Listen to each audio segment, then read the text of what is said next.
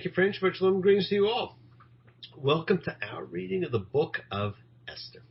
Now, it's a little longer a show than we normally gather for, but I like to think it's worth it, that you will enjoy it, and I certainly hope that you do. Now, the Book of Esther is one of two biblical books named for women. The other is the Book of Ruth. Both are extremely powerful stories of love and spirit. Now, whether this story is true or not does not matter. It symbolizes the unconquerable soul of a people who cannot be destroyed. We are all the descendants of that people, people who have wrestled with God. We all learn the basic story as children, but it, like all other tales, biblical or not, has surprising parts in it when you read it. Now, as I said the other day, it, like most ancient stories, is part fable and part history. And I love history, and I love finding life in ancient tales. It's a miracle story, and I love miracles. Who doesn't? As I'm sure you all do too. And this is one that took place over 300 years before the miracle of Hanukkah, which is the normal miracle story that we all celebrate.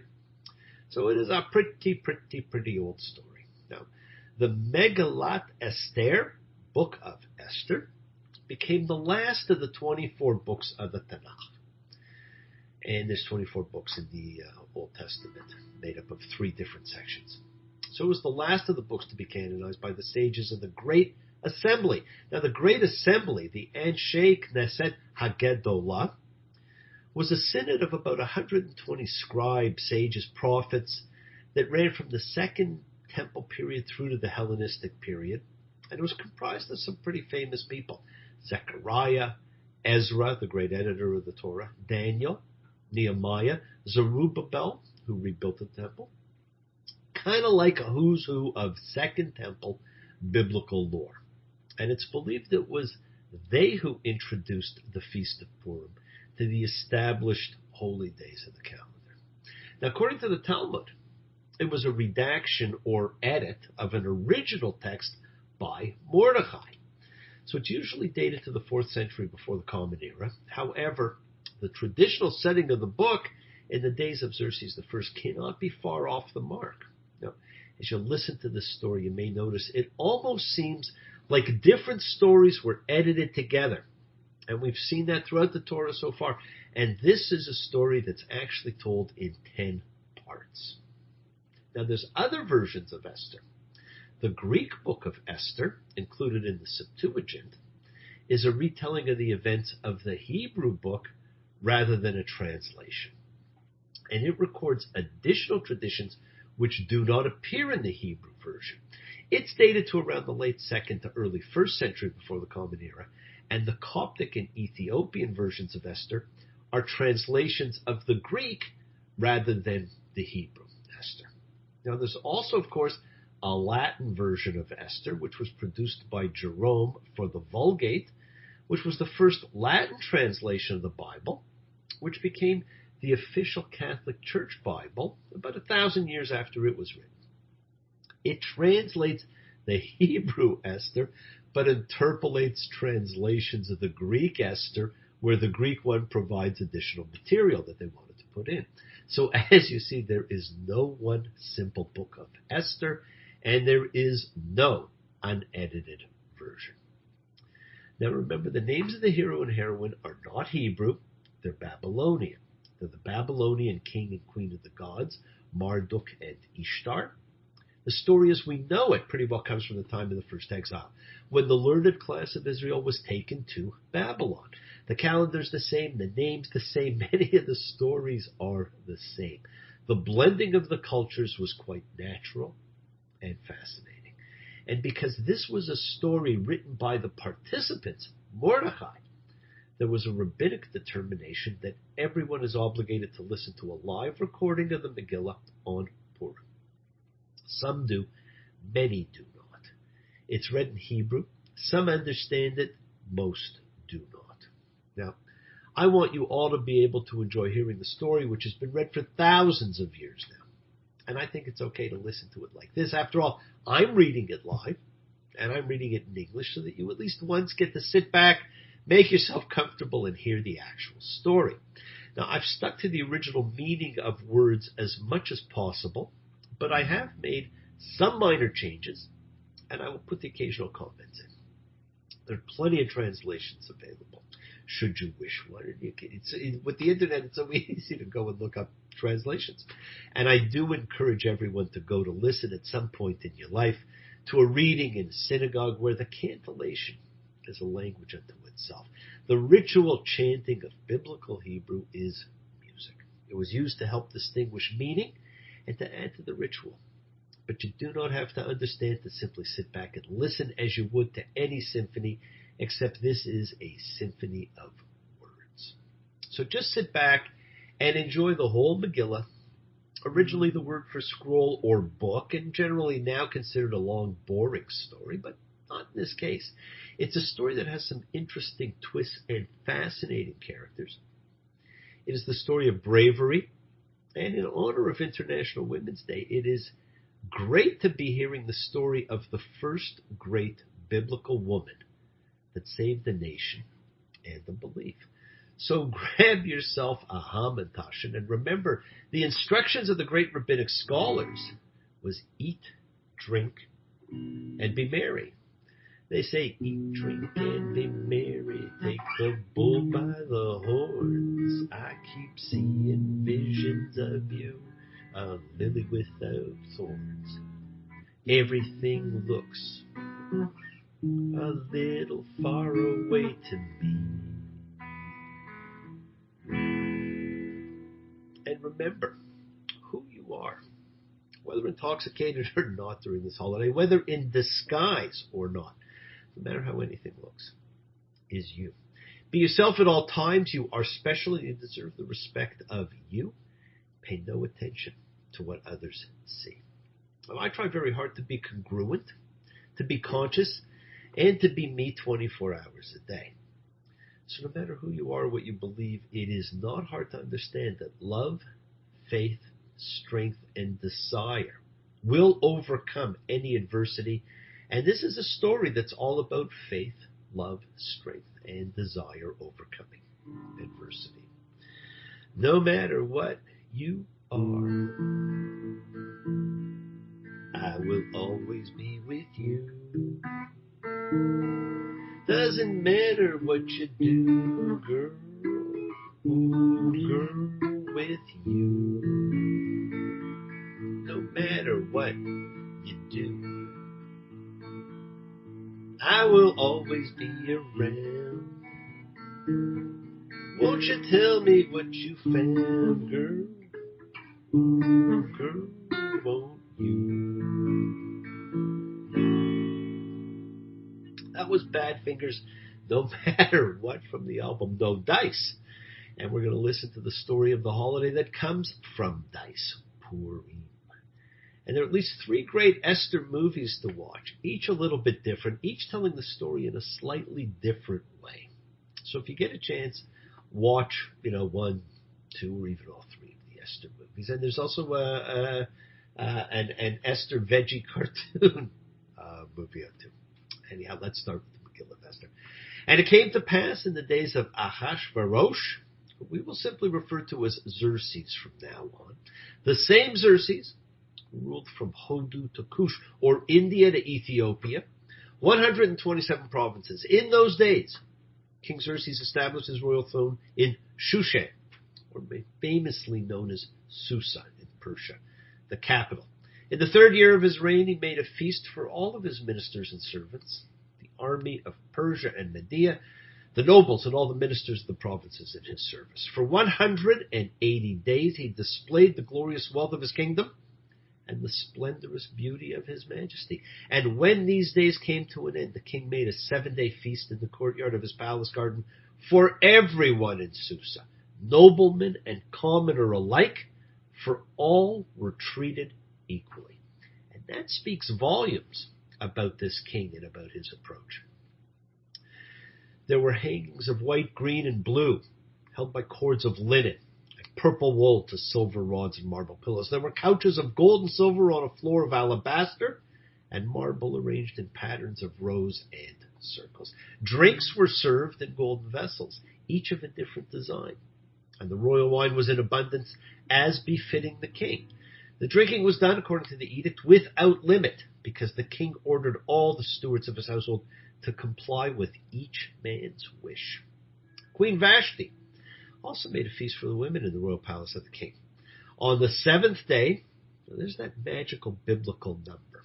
When the king's heart was merry with wine, he ordered Mehuman, Bizita, Harvona, Bigta of Gada, Zatar, and Harkas, the 7 supervisors who attended the king. You know, we're so programmed by fairy tales that we hear that, we immediately think of the 7 dwarves. To bring Queen Vashti wearing only the royal crown, to show her beauty to the nations and ministers, for she was indeed beautiful. But Queen Vashti refused to appear, and the king grew furious, and his wrath seized within him. Well, we see Queen Vashti here as beautiful and headstrong, independent and willful. She is more the feminine equal than any other biblical character. She might very well be the first feminist. Or should I really say equalist? As you get to know Esther, you see the marked contrast between them. Esther was demure, submissive, obedient, and docile. She ended up epitomizing the perfect queen. How interesting that she, and not Vashti, is the hero of the story. What did that say about the role of women for thousands of years? So the king conferred with the sages, those knowledgeable of the precedents, because it was the king's custom to confer with those who were versed in every law and statute. Those closest to him were Karshina, Shetar, Admata, Tarshish, Meres, Marsina, and Memucan. These were the 7 ministers of Persian Media, who had access to the king and ranked highest in the kingdom. Now, by now, you will have noticed that numbers like 3, 7, 10, 12, and 40 are magical biblical numbers and recur over and over again.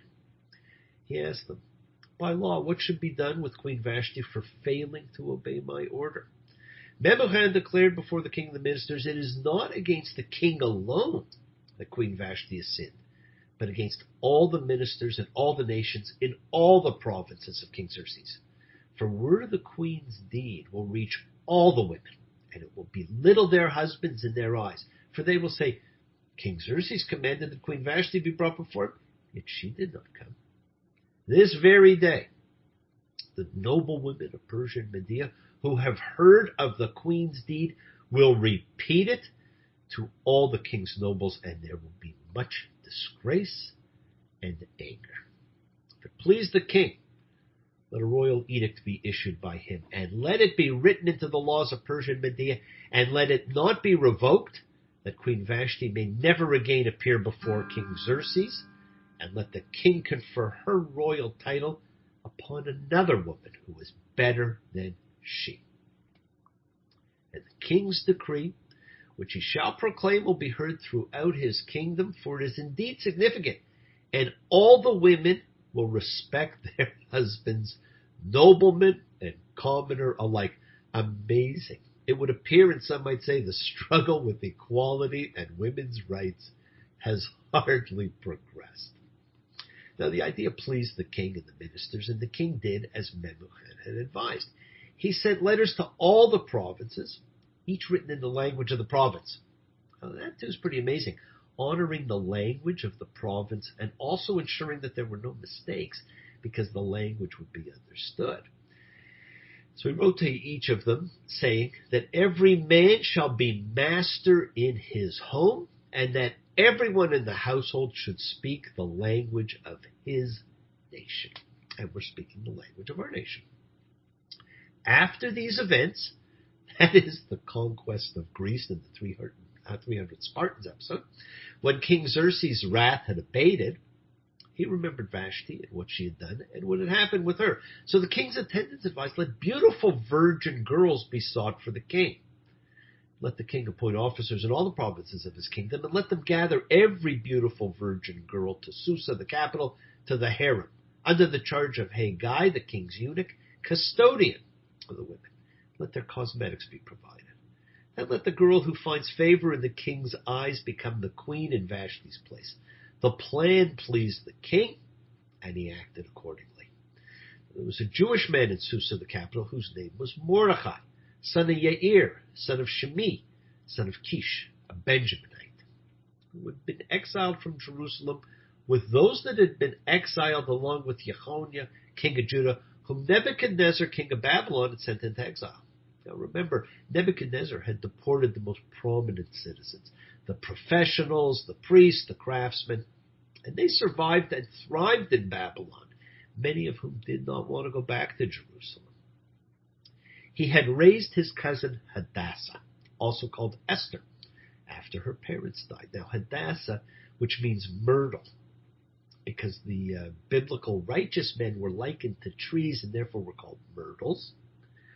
The girl was shapely, beautiful. When her father and mother died, Mordechai adopted her as his daughter.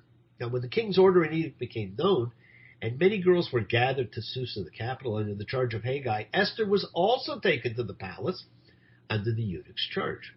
The girl found favor in his eyes and won his kindness, so that he hurried to provide her with cosmetics and meals and 7 maids that were to be given her from the palace. He also transferred her and her maids to the best rooms in the harem. But during this entire time, Esther did not divulge her race or ancestry, for Mordechai had instructed her not to tell. Every day Mordechai would walk down in front of the harem courtyard to find out how Esther was faring and what was happening with her. Now, when each girl's turn came to go to King Xerxes, after undergoing the prescribed 12-month preparation for women, 6 months with oil of myrrh and 6 months with perfumes and women's cosmetics, that particular girl would be provided with whatever she requested to accompany her from the harem to the palace. In the evening, she would go to the king, and in the morning, she would return to the second harem under the charge of the custodian of the concubines. She would not go to the king again unless the king desired her, whereupon she would be summoned by name. So when the time came for Esther, daughter of Abihail, the uncle of Mordechai, who had taken her as a daughter to go to the king, she did not ask for a thing other than that which Haggai, the king's eunuch, custodian of the women, had told her to take. And Esther found favor in the eyes of all who saw her. Now notice that she continually simply does what she is told, whether by Mordechai, the head eunuch, the king, or whoever. Now Esther was taken to King Xerxes, to his palace, in the 10th month, which is the month of Tevet, in the 7th year of his reign. Now remember, the story began in the 3rd year of his reign, so here we are 4 years after Vashti's exile. And Tevet would be the month of Capricorn, or late December to early January, and that's when we celebrate the other miracle story, Hanukkah. Now the king loved Esther more than all the women, and she won his favor and kindness more than all the other virgins, and so he placed the royal crown on her head and made her queen in Vashti's stead. Now I wondered myself whether she was Esther before or after she married the king. It'd be very impressive for the king to be married to Ishtar, the queen of the gods. So Esther may have simply been her queen name. We don't know. We'll never know. Then the king made a grand feast for all of his ministers and servants called the Feast of Esther. And he lowered the taxes for the provinces and gave out royal gifts. What a great guy. And when the virgins were gathered a second time, Mordechai was appointed to sit at the king's gate. Esther would still not divulge her ancestry or race as Mordechai had instructed her. Indeed, Esther followed Mordechai's instructions just as she had done while under his care. And one day, when Mordechai sat at the king's gate, Bigtan and Teresh, 2 of the king's supervisors from the threshold guards, became angry and planned to assassinate King Xerxes. The matter became known to Mordechai, and he informed Queen Esther. Esther then informed the king of it in Mordechai's name. The matter was investigated and found to be true, and the 2 were hanged on the gallows. It was then recorded in the Book of Chronicles before the king. And of course, there is a 2-part Book of Chronicles, or Book of Days, which makes the final part of the Hebrew Tanakh. And it's basically a genealogical list. And so the concept of a Book of Chronicles makes perfect sense to the people of the time. After these events, King Xerxes promoted Haman, son of Hammedatha the Agagite, and advanced him. He placed his seat above all his fellow ministers. And because Haman is referred to as an Agagite, it made commentators wonder whether there was a tie between the Amalekites, the constantly referred to enemies of the Hebrews in the Torah, and Haman because the king of the Amalekites was Agag. All the king's servants at the gate kneeled and bowed before Haman, for so had the king commanded concerning him. But Mordechai would not kneel or bow. And the king's servants at the gate said to Mordechai, "Why do you disobey the king's command?" Day after day they would say this to him. And he did not listen to them, so they informed Haman to see if Mordechai would stick to his guns. For he told them that he would never bow. When Haman saw that Mordechai would not kneel or bow before him, Haman was filled with anger. But he thought it distasteful to kill only Mordechai, for once they'd informed him of Mordechai's nationality, Haman sought to annihilate all the Jews, Mordechai's people, throughout Xerxes' entire kingdom. In the first month, which is the month of Nisan, in the 12th year of King Xerxes' reign, a pur, which is a lot, was cast before Haman for every day and every month, and it fell on the 12th month, which is the month of Adar. Well, there you go, my friends, a reminder of when the year begins. And soon, of course, it will be Nisan in a couple of weeks. And Nisan, we are told in Exodus, is the first month of the year. It is when the festival of unleavened bread takes place. So this is going to be like the 12th month is when all this is going to take place, because that's when the pur fell. Haman said to King Xerxes, "There is one nation scattered and dispersed among the nations throughout the provinces of your kingdom, whose laws are unlike those of any other nation, and who do not obey the laws of the king. It is not the king's interest to tolerate them. If it please the king, let an edict be issued for their destruction, and I will pay 10,000 silver talents to the executors to be deposited in the king's treasuries." Well, the king removed the signet ring from his hand, gave it to Haman, son of Hammedatha the Agagite, persecutor of the Jews. And the king said to Haman, "The money is yours to keep, and the nation is yours to do with as you please." Well, the king's scribes were all summoned on the 13th day of the first month. And all that Haman commanded to the king's governors and to the nobles of each nation was written to each province according to its alphabet and each nation according to its language. It was written in King Xerxes' name and sealed with the king's signet ring. Letters were sent with couriers to all the provinces of the kings to annihilate, murder, and destroy all the Jews, young and old, children and women, on one day, the 13th day of the 12th month, which is the month of Adar, and to plunder their possessions. Copies of the edict were to be proclaimed as law in every province, declaring that everyone should be ready for war that day. The couriers hurried out with the order of the king, and the law was proclaimed in Susa, the capital. Then the king and Haman sat down to drink while the city of Susa was in turmoil. Mordechai knew all that had occurred. As Mordechai tore his clothes as if in mourning and put on sackcloth and ash, he went out into the city crying loudly and bitterly. He went up as far as the king's gate, for it was improper to enter the king's gate wearing sackcloth. And in every province, whether the edict of the king and his law reached, wherever it was, there was great mourning among the Jews, with fasting, crying, and wailing. Sackcloth and ash were spread out for the masses. Esther's maids in attendance came and told her about it, and the queen was terrified. She sent garments with which to dress Mordechai so that he would remove his sackcloth from upon him, but he did not accept them. Esther summoned Hatach, one of the king's chamberlains whom he had placed in her service, and she commanded him to go to Mordechai to find out the meaning of this and what it was about. Hatach went out to Mordechai, to the city square that was in front of the king's gate, and Mordechai told him about all that had happened, about the sum of money that Haman had promised to pay to the king's treasuries for the right to destroy the Jews. He also gave him a copy of the law that was proclaimed in Susa, calling for their annihilation, to show Esther. and to tell her about it, and to instruct her to go to the king to beseech him and to plead with him on behalf of her nation. Hathach went and relayed the words of Mordechai to Esther. Esther told Hathach to tell Mordechai, all the king's servants and the people of the king's provinces know that any man or woman who goes to the king and enters the inner courtyard without being summoned faces execution, unless the king extends his golden scepter, granting them life.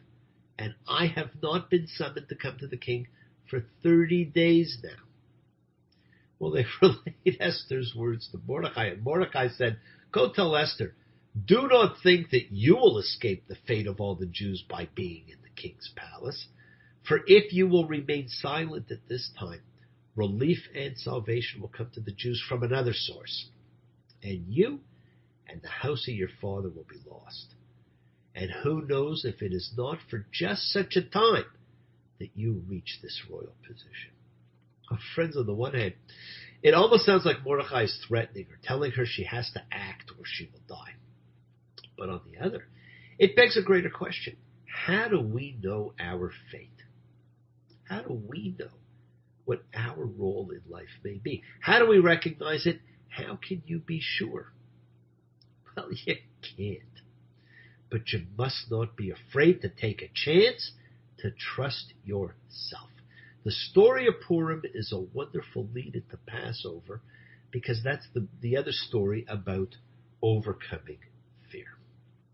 Well, you're on your own. You always were in a land of wolves and thieves. Don't put your hope in a godly man or be a slave to what somebody else believes. Trust yourself. Trust yourself to do the things that only you know best. Trust yourself. Trust yourself to do what's right and not be second guessed. Trust yourself, like Yaakov did. Now Esther said to go and tell Mordechai, go and gather all the Jews who are in Susa and fast for my sake. Do not eat and do not drink for 3 days, night and day. My maids and I shall also fast in the same way. Then I shall go to the king, though it is unlawful, and if I perish, I perish. Mordechai then left and did all that Esther had instructed him. On the 3rd day, Esther donned garments of royalty and stood in the inner courtyard of the palace, facing the palace. The king was sitting on his royal throne in the palace, facing the palace entrance. When the king saw Queen Esther donned garments standing there, she found favor in his eyes. The king extended to Esther the golden scepter that was in his hand, and Esther approached and touched the tip of the scepter. The king said to her, what is it, Queen Esther? What is your request? Even if it be half the kingdom, it will be granted to you. Esther said, if it please the king, let the king and Haman come today to the feast that I have prepared for him. The king said, tell Haman to hurry and fulfill Esther's bidding. And the king and Haman came to the feast that Esther had prepared. At the wine feast, the king said to Esther, what is your plea? It will be granted you. What is your request? Even if it be half the kingdom, it shall be fulfilled. So Esther replied and said, my plea and my request, if I have found favor in the king's eyes, and if it please the king to grant my plea and fulfill my request, let the king and Haman come to the feast that I shall prepare for them, and tomorrow I shall fulfill the king's bidding and reveal my desire. So she's prepared a feast that when asked, tells them to come to another feast the next day, and then she will reveal her wish. I'm not quite sure about why, but that's what's going to happen. So that day Haman left happy and content, but when Haman saw Mordechai at the king's gate, and Mordechai neither rose nor trembled before him, Haman was filled with rage and hate against Mordechai. Haman restrained himself, went to his house, and sent for his friends and his wife Zeresh. Haman told them of his glorious wealth and his many sons, and about all of the things that the king had promoted and raised him, and how he was raised above all the king's ministers and servants. Then Haman said, in addition, along with the king, Queen Esther invited only me to the feast that she prepared. Tomorrow also I'm invited to her feast along with the king. Yet all this is worthless to me whenever I see Mordechai the Jew sitting at the king's gate. You know what? This is a warning about ego. He just can't get over it. His ego demands everyone bow. He has to diminish others to elevate himself. Then his wife Zeresh and all his friends said to him, have gallows erected 50 cubits high, and tomorrow tell the king to have Mordechai hanged too. Then you'll be able to go in good spirits with the king to the feast. Haman was pleased with the idea and erected the gallows. Well, that night the king couldn't sleep, so he ordered the book of records, the Chronicles, be brought to be read to him. It was found written that Mordechai had informed on Bigtan and Tereshes, two of the king's chamberlains from the threshold guards, who had planned to assassinate King Xerxes. And the king said, what splendor and honor has been accorded to Mordechai for this? Nothing was done for him, the king's attendants replied. Who's in the courtyard? Asked the king. And just then, Haman had come to the outer courtyard of the king's chamberlain to tell the king to hang Mordechai on the gallows he had prepared for him. Haman is standing in the courtyard, the king's attendants answered him. Let him come in, said the king. Haman entered, and the king said to him, what should be done for a man whom the king wishes to honor? Now Haman said to himself, who would the king wish to honor more than me? Again, friends, the ego leads to jumping to conclusions. A great downfall of so many people, most often seen when we're talking to people. Those are often you jump to a conclusion of what someone is saying rather than just listen to what they have to say. So Haman said to the king, for a man whom the king wishes to honor, let them bring a royal garment that the king has worn, and a horse upon which the king has ridden, and upon whose head the royal crown has been placed. And let the garment and the horse be entrusted in the hands of one of the king's noble ministers, and they shall dress the man whom the king wishes to honor, and lead him on the horse throughout the city square, proclaiming before him, so is done for the man whom the king wishes to honor. The king said to Haman, hurry, take the garment and the horse just as you have said, and do just so for Mordechai, the Jew who sits at the king's gate. Do not leave out a thing from all that you have suggested. Wow. Instant karma is going to get you. Can you imagine how Haman must have taken that news? So Haman took the garment and the horse and dressed Mordechai, and he led him through the city square and proclaimed before him, so is done for the man whom the king wishes to honor. Then Mordechai returned to the king's gate while Haman hurried to his house, miserable, his face covered. Haman told his wife and all of his friends about all that had happened to him, and his wise men and his wife told him, if this Mordechai, before whom you have begun to fall, is of Jewish descent, you will not prevail over him, for you will certainly fall before him.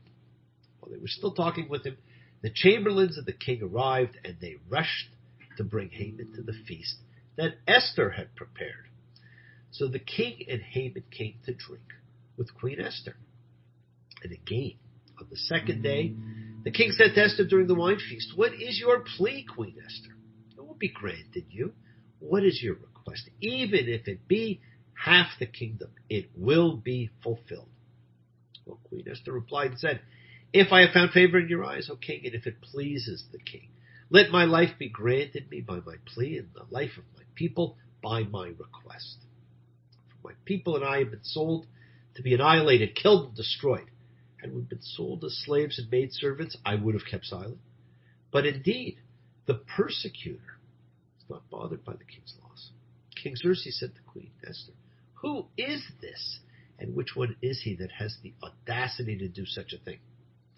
A man who is a persecutor and an enemy, this evil Haman, Esther replied. And Haman shuddered in the presence of the king and queen. The king arose in wrath and left the wine feast and went to the palace garden, while Haman stood up to beg Queen Esther for his life, for he realized that the king's hostility toward him was irrevocable. And the king returned from the palace garden to the wine feast chamber, and Haman had fallen upon the couch upon which Esther was reclining. The king said, Does he even intend to have his way with the queen while I am in the palace? As soon as these words left the king's mouth, the face of Haman was covered. Then Harvona, one of the officials that attended the king, said, in addition, there is a gallows that Haman erected for Mordechai, who spoke for the king's good, standing at Haman's house, 50 cubits high. Hang him upon it, said the king. And they hanged Haman on the gallows that he had prepared for Mordechai, and the king's wrath subsided. Be careful what you ask for.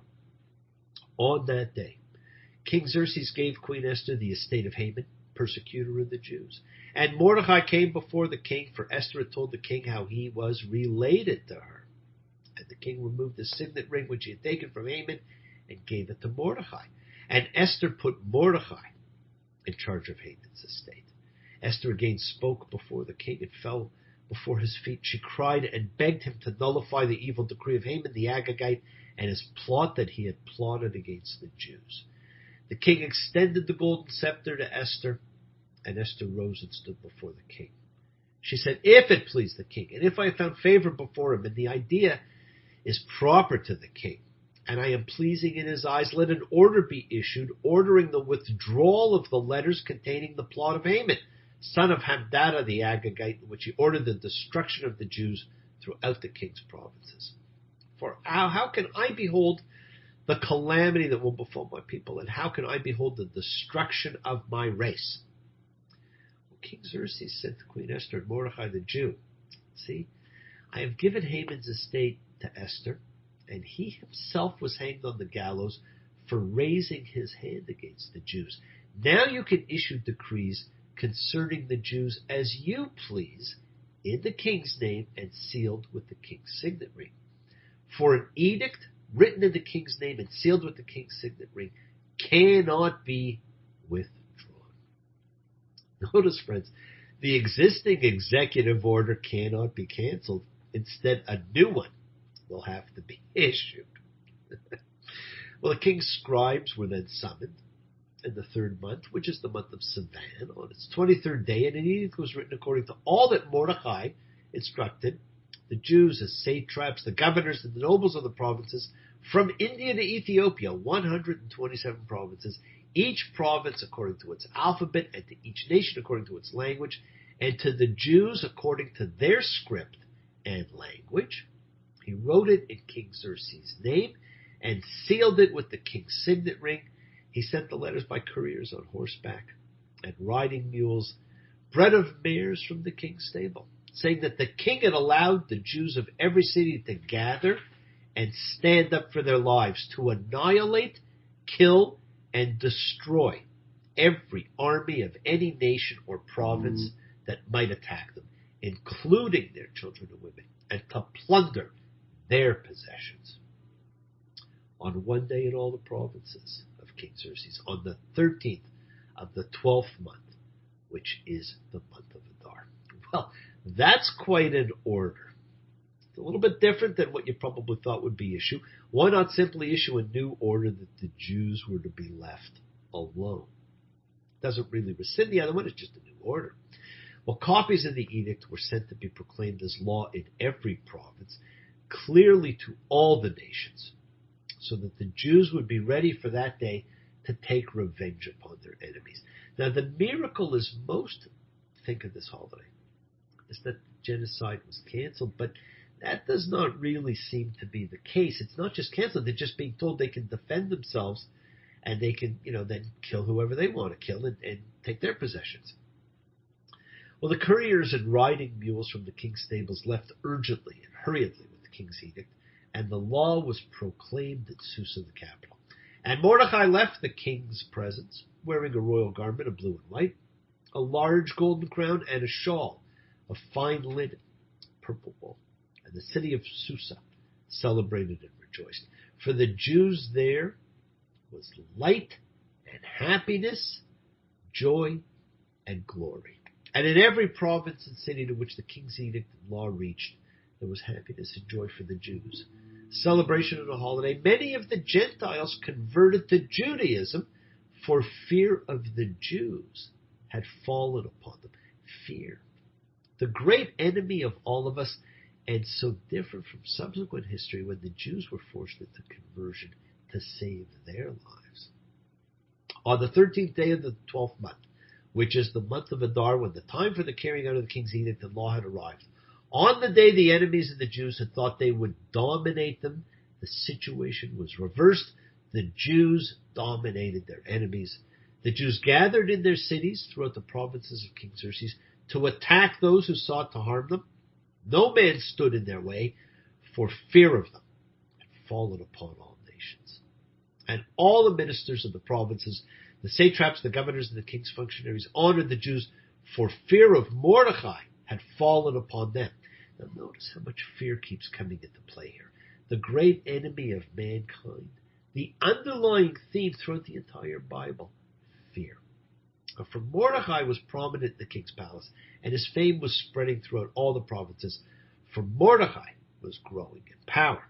And the Jews struck at all their enemies with the sword, killing and destroying, and they did with their enemies as they pleased. In Susa, the capital, the Jews killed and destroyed 500 men. And they killed the 10 sons of Haman, son of Hamdat, persecutor of the Jews.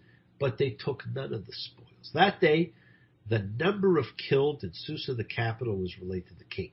The king said to Queen Esther, in Susa, the capital, the Jews killed and destroyed 500 men and the 10 sons of Haman. What have they done in other provinces of the king? What is your plea? It will be granted you. What is your additional request? It will be fulfilled. Well, Esther replied, if it pleases the king, let the Jews of Susa be allowed to do tomorrow what was lawful today, and let the 10 sons of Haman be hanged on the gallows. The king ordered this done, and the law was proclaimed in Susa, and the 10 sons of Haman were hanged. Now notice this seems to be a bit of a repetition. They were just killed, so I think you had a bit of an editing error here. It's okay. So the Jews of Susa gathered again on the 14th day of the month of Adar, and killed 300 men in Susa, but took none of the spoils. And the rest of the Jews of the king's provinces gathered and stood up for their lives to relieve themselves of their enemies, and killed 75,000 of their foes, but took none of the spoils. Now this is where I was always surprised by the death toll taken. It's a part of the story that's not often told when you're growing up going to Hebrew school. They fought on the 13th day of the month of Adar, and they rested on the 14th day, and made it a day of feasting and rejoicing. And the Jews of Susa gathered on the 13th and 14th of Adar, and rested on the 15th, and made it a day of feasting and rejoicing.